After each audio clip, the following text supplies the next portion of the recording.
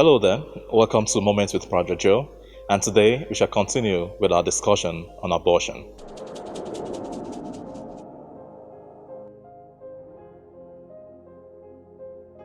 So with this topic of abortion, here are just major things to keep in mind.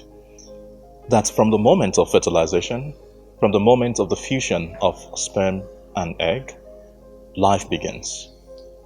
And that is a biological reality that has a human character. What we have said before, that is not a potential human, but a human with a potential. And that because it is both a biological reality and it has a human character, it has an ontological value, which means that life cannot be taken because it cannot be given. And I think it's important to keep this in mind that with every abortion, there are two victims: a dead baby and a dead conscience.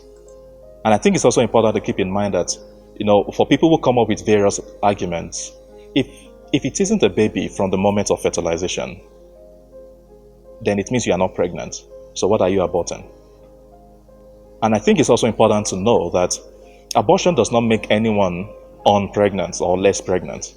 It only makes one the mother of a dead baby. So basically what we're advocating is love them both, mother and child. I know that there are people listening to me right now who may have aborted in the past, or who are probably considering it, or who have favored it, or who have advised it, whichever one. I want you to know that the mercy of God supersedes whatever kind of sin we have committed. But the extent to which we are contrite, what I mean by that is the extent to which we are really sorry and ready to make amends. So if you are listening right now and you have in the past committed abortion and you feel that nothing can get you back into the path of God, I want to tell you that is wrong. For as long as you actually subscribe to being contrite, be really sorry for what has happened, and then begin to actually advocate for life. I give you an example. Saul of Tarsus was killing Christians, but when he encountered God, he began to use that same energy to preach him. So it's not enough to be sorry. You have to take that extra step to be an advocate for life. It's the same thing with St. Ignatius of Loyola. He was living a very, very bad life. The same thing with St. Augustine. I could give you a number of other examples. But when they came in touch with God, God's mercy was sufficient, but there was something else they did. They began to use that same energy to preach him.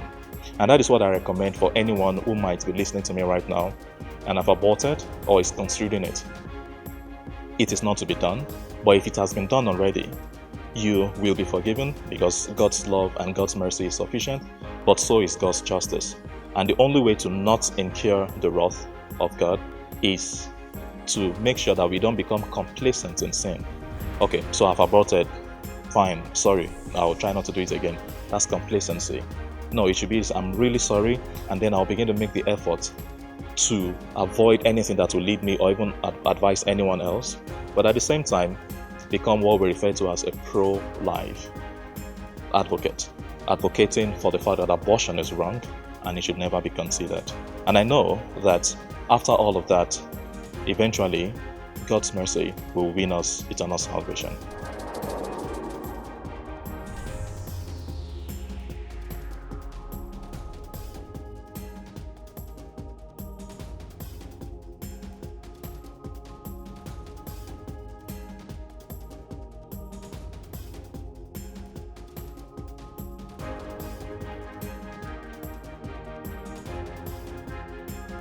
Follow us on this journey around discussions on bioethics. Subscribe to the channel, turn on your notification bells, and please share the link.